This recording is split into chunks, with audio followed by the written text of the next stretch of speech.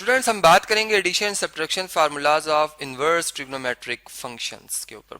मतलब कि अगर एक क्वेश्चन से चले मैं आपको समझाता हूँ कि इस तरह से लिखा हो साइन इनवर्स ऑफ, मतलब एक साइन फंक्शन होता है एक, ठीक है, प्रिंसिपल साइन फंक्शन, ठीक है, जो कि 1 1 भी होता है और इसका इन्वर्स भी एग्जिस्ट करता है। ये साइन इनवर्स बेसिकली उसका इन्वर्स है, मतलब कि इसमें हम वो वैल्यू लिखते हैं डोमेन में और रेंज में हमें वो एंगल मिलता है जिससे ये कि ये साइन फंक्शन ये वैल्यू दे रहा होता था, ठीक है। तो ये उसका इन्वर्स है।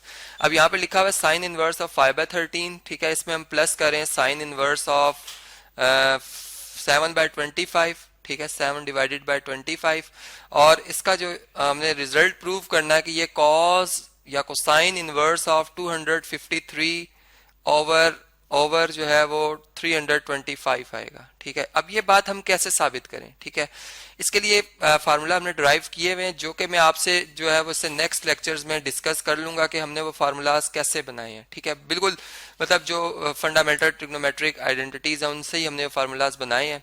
यहाँ पे सबसे पहले जो इस क्वेश्चन के लिए सूटेबल फार्मूला है, मतलब अगर मैं इसकी लेफ्ट हैंड साइड कंसीडर करता हूँ तो आप देख सकते हैं कि ये क्या है जी, साइन इनवर्स ऑफ, इसमें लिखा हुआ है साइन इनवर्स ऑफ 5/13, ठीक है, 5/13 और प्लस साइन इनवर्स ऑफ 7/25 है, ठीक है। तो इसके लिए जो सूटेबल फार्मूला है वो मैं यहाँ पर लिखता हूँ, वो है जी कि अगर हमारे पास ए और बी दो एंगल्स हों, ठीक है, तो sine inverse of A angle plus sine inverse of B angle, ठीक है, बल्कि सॉरी बी नंबर, मैं एंगल बोल रहा हूँ, गलती कर रहा हूँ यहाँ पर, क्योंकि हमें पता है कि जो फंक्शन है हमने फंक्शन को समझना है कि उसकी डोमेन क्या है। जैसे हम खाना खाते हैं तो खाना हमारे मैदे के लिए डोमेन है, ठीक है, और रेंज क्या है, एनर्जी है। तो फिर हम ये नहीं कह सकते कि हम एनर्जी, मतलब एनर्जी तो नहीं हमें हासिल कर सकते, तो खाना आउटपुट में मिले, ऐसा नहीं हो सकता, ठीक है। तो यहाँ पर इसी तरह से जो डोमेन है हमारी वो नंबर्स है, ठीक है, और रेंज जो होगी उन्हें एंगल्स होंगे, रेडियंस में होंगे। ये किसके इक्वल आएगा जी, साइन इनवर्स ऑफ किसके जी, ए नंबर मल्टीप्लाई बाय 1 - b², ठीक है, प्लस बी नंबर, ठीक है, मल्टीप्लाई बाय 1 - a²। अब ये है फार्मूला। इसमें अगर हम देखें तो हमारे क्वेश्चन के मुताबिक जो ए है नंबर वो क्या है जी, वो 5/13 है, ठीक है, 5/13 है। और जो हमारे पास बी नंबर है वो क्या है, वो है 7/25, ठीक है जी। अब इस फार्मूला में मैं रिप्लेस कर देता हूं इन वैल्यूज को, ठीक है। तो मेरे पास बन जाएगा sine inverse of A number है 5/13, ठीक है, plus sine inverse of B number 7/25, ठीक है। और यहाँ पर क्या आ जाएगा, यहाँ पर आ जाएगा साइन इनवर्स ऑफ, ठीक है। ए क्या चीज है जी, ए है 5/13, ठीक है, 5/13, और इसको हम मल्टीप्लाई करेंगे 1 - b² से। बी क्या है जी, 7/25 है, और इसका हम क्या कर लेंगे, स्क्वायर ले लेंगे, प्लस बी नंबर। अब बी क्या है जी, बी है 7/25, ठीक है, 7/25।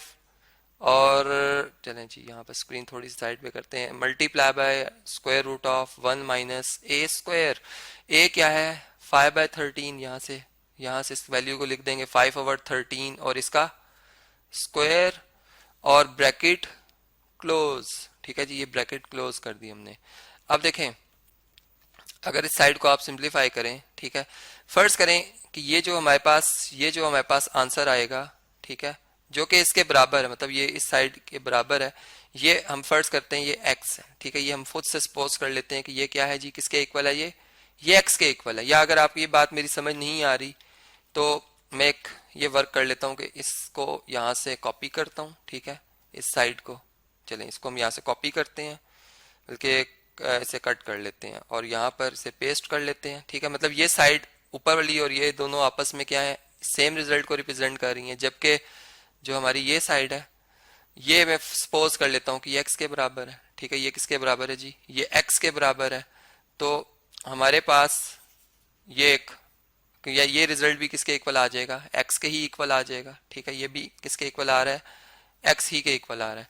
अब इसको सिंप्लीफाई करते हैं, देखें ये हमारे पास क्या आएगा जी, साइन इनवर्स ऑफ 5/13, ठीक है, मल्टीप्लाई बाय ये अंडर रूट यहाँ तक है, ठीक है, इसके ऊपर भी है। 1 माइनस 7 का स्क्वायर होता है 49 और जो 625 है इसका होता है 625, ठीक है, इसका स्क्वायर होता है 625, यह आ जाएगा इसको। और फिर प्लस इसी तरह 7/25, ठीक है, ये स्क्वायर रूट थोड़ा सा यहाँ से मिट गया, स्क्वायर रूट ऑफ 1 माइनस 25 और 13 क्या होता है 169 होता है, ठीक है, और ये किसके इक्वल आ जाएगा, x के इक्वल आ जाएगा। सही है, ये बात समझ में आ गई आपको।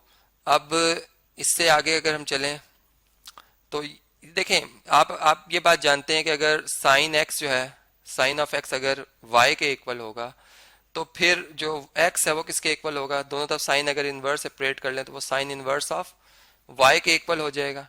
इसी तरह अगर मैं दोनों तरफ साइन फंक्शन ले लूं यहाँ भी और यहाँ भी, तो साइन इनवर्स साइन से कैंसिल हो जाएगा। यहाँ पर जो ये नंबर 5/13, बल्कि इसको कॉपी कर लेते हैं, इसे हम कॉपी कर लेते हैं यहाँ से कि ये जो पार्ट है ये इधर ही रहेगा, ठीक है, ये पार्ट हमारा इधर ही रहेगा, इसको कॉपी किया यहाँ से।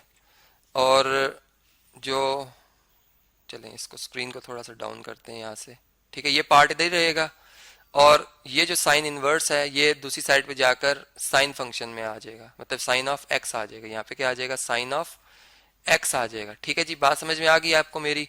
अब देखें इससे नेक्स्ट अगर आप देखें तो अब इस साइड को हमने सिंप्लीफाई करना है। देखें 5/13, ठीक है, अंडर रूट ले लें 625, मतलब यहाँ पे 625 से मल्टीप्लाई डिवाइड करेंगे, 625 माइनस 49 डिवाइडेड बाय 625, ठीक है, प्लस इसी तरह 7/25 और यहाँ पर square root of 169 minus 25 over 169 और is equal to sine x, ठीक है।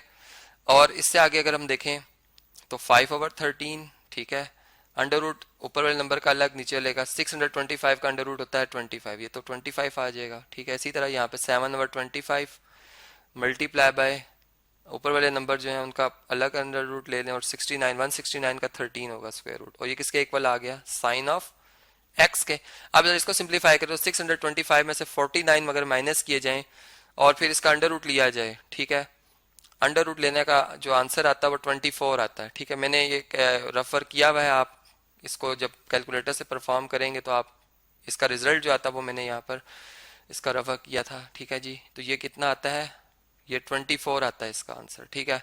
और यहाँ पर जो आंसर आता है वो 12 आता है, क्योंकि 144 बचेगा और उसका अंडर रूट होता है 12। अब अगर आप देखें तो डिनोमिनेटर सेम है, यहाँ भी 13 लिखा हुआ है, यहाँ भी 13 लिखा हुआ है, यहाँ भी 25 लिखा हुआ है, इधर भी 25 लिखा, मतलब एलसीएम आपके पास आ जाएगा यहाँ पर, इनका प्रोडक्ट 13 और 25 का प्रोडक्ट ये कॉमन आ गया। न्यूमरेटर में जो 5 और 24 है ये आपस में फर्स्ट टर्म में मल्टीप्लाई होंगे, सेकंड यहाँ पर अगर देखें तो 7 और 12 मल्टीप्लाई होंगे और ये किसके इक्वल होगा, साइन एक्स के इक्वल होगा। अब इन दोनों को अगर प्लस कर लें, इनको मल्टीप्लाई करके प्लस कर लें तो ये बनता है 120 और ये बनता है 84, ठीक है, ओवर ये बनता है 325 और ये किसके इक्वल आ गया, साइन एक्स के। और यहाँ से हम कह सकते हैं सिमेट्रिक प्रॉपर्टी लगाकर साइन एक्स किसके इक्वल आ जाएगा, इन दोनों का सम बनता है 204 डिवाइडेड बाय 325, ठीक है। अब हम जानते हैं कि जो साइन फंक्शन है वो रेशियो होती है किसकी जी, साइन ऑफ एक्स किसके इक्वल होता है, perpendicular side over hypotenuse side. इसका मतलब कि हमारे पास जो परपेंडिकुलर है वो 204 है और हाइपोटेन्यूज जो है वो कितना है, 325 है। तो बेस हम पैथागोरस थ्योरम से निकाल सकते हैं और वो हमारे पास अगर हम यहाँ पर अप्लाई कर लें तो b इज इक्वल टू आएगा under root H square hypotenuse side square minus perpendicular square. अगर हम इनकी वैल्यूज को इसमें दर्ज करें और इसको सॉल्व करें, मैंने सारा सॉल्व किया है, तो ये मतलब इनका डिफरेंस लेने के बाद जो आंसर आता है वो ये आ जाता है और ये बनता है 253 बेस आ जाएगी। तो हमारे पास जो कोसाइन एक्स है वो रेशियो होती है किसकी जी, base side over hypotenuse side की। तो कोसाइन एक्स जो है वो किसके इक्वल आ जाएगा, बेस है 253 ओवर हाइपोटेन्यूज है 325। तो x किसके इक्वल आ जाएगा, अगर हम इनवर्स ले लें दोनों तरफ तो x इक्वल टू आ जाएगा cosine inverse of 253 divided by 325। अब देखें ये इक्वेशन अगर 2 हो और ऊपर वाली 1 हो, दोनों को अगर आप कंपेयर करें तो हमारे पास रिजल्ट प्रूव हो जाता है।